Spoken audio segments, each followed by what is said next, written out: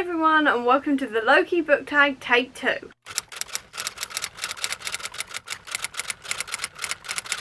Hannah recently tagged me to redo the Loki book tag, so I've been waiting a little while because obviously I had the horns on last year, but this year I was waiting until I got this t-shirt, which is part of a new Loki cosplay. So I now have it, it's time to wear it, I am wearing it. Let's get on with the questions before this falls off my head because I have a tiny head and this doesn't quite fit. Question number 1 is Mischief, a book with a mischievous character, and there's only really one I can go for looked like this doing this tag, and that is Loki in The God Who Fell to Earth. This is actually where this outfit is inspired from. He wears this specific outfit throughout the story. It is one of my favourite Loki looks in the comics. It was easily recreatable, and considering I am a poor, talentless baby newbie cosplayer, this was my easiest option, so that's why I went for this look. But essentially this is a story all about Loki. After the War of the Realms, he has gotten literally everything he could ever want, and now he's bored, so he's come down to Earth to wreak some havoc and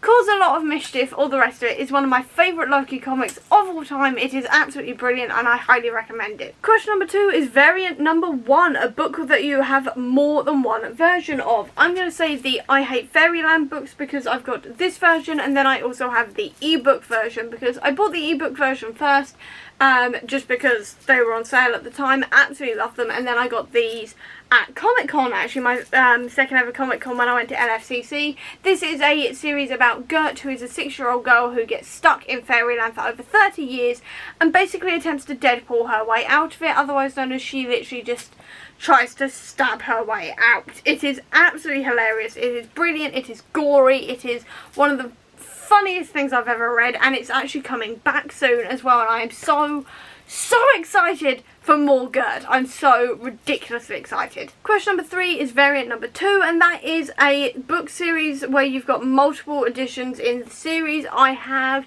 the Skullduggery books because I originally got the first half in paperback, and then I was not waiting for the paperback for the second half to come out, so I have the hardback covers of the second half of the series from actually Bedlam onwards, and then the rest I have also rebought them as well in paperback form because A, I want all of the series to match, and B, the series actually comes up with one great big picture across the spines, and there was no way I was letting that go, essentially. So I have multiple books in this series that I have duplicates for, but I'm not getting rid of a single one of them, and I'm just not getting rid of a single one of them, to be honest. Question number 4 is Prune, which is a book that you recently got rid of or you are planning to get rid of. The Midnight Twins. I recently read this one and I hated it because, well, I didn't hate it. The idea was good, but I needed more world building, I needed more explanation, I needed the main character to question literally anything, and she never did. I also needed the science to be done properly. I know that this is a fantasy book, but the science surrounding the two main characters and like the twist of it makes no scientific sense, and considering half of this is based in our contemporary world, I was like, that doesn't work. So that really annoyed me. I wanted more redemption arc for the character who needed redemption. I feel like we were just meant to feel sorry for him with the most basic of explanation ever, and I was like, well, that doesn't work. And just generally, I needed more from this. I needed a lot more from this. I'm not keeping it on my shelves when I could have better middle grades on here, or just YAs, or just books in general, so I'm going to be getting rid of it and unhauling it to the nearest charity shop. Question number 5 is Enchantment, which is a book that had you a spell, basically a book you could not put down. Raybearer. Hands down, it's one of my favourite books of the year. I could not put it down at all. Like, the storyline, the world building, the writing style, the characters, everything else was so beautifully done. The plot twists and everything were absolutely incredible. I adored this book so much. Redemptor did not work as much for me, and I do think this could have been turned into an entire trilogy, not a duology. But apart from that, I absolutely love this book. Raybearer is one of my favourites of the year, hands down. Question number 6 is Timekeepers, a series you think has stood the test of time. I'm going to say the Discworld novels, if I can put it around the right way. I think the Discworld novels have really stood the test of time. These ones have been written since I don't know when, but it's been a very, very long time since these were first published. I mean, this one specifically, Pyramids, was first published in 1989, and they still hold up. Every single one of them holds up. The satire in these ones, the things that Terry Pratchett is poking holes in, is still absolutely relevant to this day, if not more now than ever. And everything else, I think these are done brilliantly. I will say there are still some slightly outdated moments throughout the series, but I do think it still holds up for the most part. Question number 7 is Asgard, which is a book with royalty or godlike characters. Sandman. Sandman has so many godlike characters in it, because you've got the 7 Endless to start with, and the 7 Endless are basically the anthropomorphic personifications of their names. So you've got Dream, Death, Desire, Destruction, and a whole lot of others like this. I've forgotten their names, but those are some of them. Despair, that's another one. I've ironically forgotten the name of the 7th one, which is probably the prodigal who keeps on disappearing. I think they're actually called the prodigal at points, but we'll go with that. But essentially they are the anthropomorphic personifications of their names. They also deal with various other characters. You've got like Calliope of the 7 Muses of Greece. They deal with Lucifer, demons like Mazikeen, angels like Amenadiel turn up in the Lucifer spin-off series. You've got loads of different characters like this the whole way through, and it is incredible.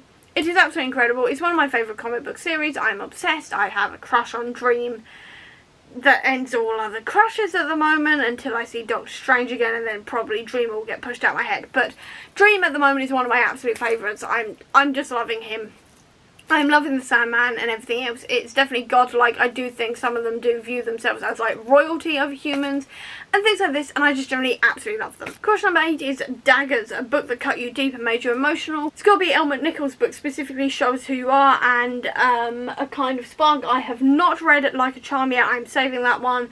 But these two specifically are own voices for the autism rep. I myself am autistic, and it just felt so real to me, and like I related to this so much, and I absolutely love both of them. I feel very, very passionate about the things the characters were talking about and fighting against ableism, all the rest of it. It was absolutely beautifully done. I've never related to a character more further than like Xandri in the Xandri series, and also Gwenpool, who is one of my favourite characters. Where's she gone? There she is. I lost Gwenpool for a minute, but definitely one of my favourite like authors now, also by author. I absolutely love these books, and they definitely cut me deep and definitely make me emotional. And question number 9 is Illusion, a book you bought because you thought the cover was pretty but it ended up being bad. Sabriel, and I am sorry to everyone who loves Sabriel, but the cover was really, really pretty, but the book just fell flat for me in far too many ways. I did not like the main character. I needed more world building. I needed more from the main character, and it just didn't work in the end, and I apologise to everyone who loved it. It just did not work for me. And that is the end of my second take for the Loki book tag. As for who I am going to be tagging, I am going to be tagging Abby, because Abby has just watched the Loki TV series, so it's about time she did this tag. And that is where I'm going to leave this video here. So I hope you enjoyed it. If you did, please do give me a thumbs up. Comment down below, tell me your answers to this. I'd love to know. Or if you don't have that much time, leave me a dagger related emoji down below to let me know that you were here. I'll also leave a link as well down below to all of my social media if you want to check it out, including to the Comic Book Sanctum, which is my website dedicated to Marvel Comics, which has got a ton of stuff on Loki if you are interested in finding out more about the comic book version and all of his stories and how he became like the god of stories and all the rest of it. That's all down there if you're interested in that. I'll also leave a link as well down below to my Etsy and Redbubble store, which sells bookish merch if you're interested in that. Or if you just want to see any more of my videos, please click subscribe here, and over here will be the link to my previous video. But until next time everyone, bye!